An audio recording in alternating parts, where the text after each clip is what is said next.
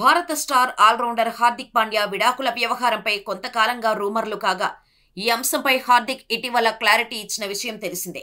తన భార్య స్టాంకోవిచ్తో విడిపోయినట్టు జూలై 18న వెల్లడించాడు. విడాకులు తీసుకున్నట్టు కన్ఫర్మ్ చేశాడు.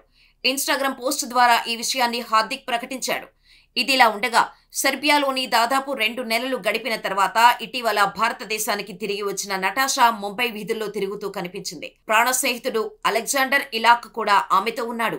తన చిన్న పర్యటన వీడియోను సోషల్ మీడియాలో షేర్ చేసింది నటాషా. అందులో నటాషా కారులో డ్రైవింగ్ సీట్లో కూర్చోగా, ఆమె స్నేహితుడు అలెగ్జాండర్ తన పక్కన కూర్చున్నట్టు వీడియోలో చూడొచ్చు.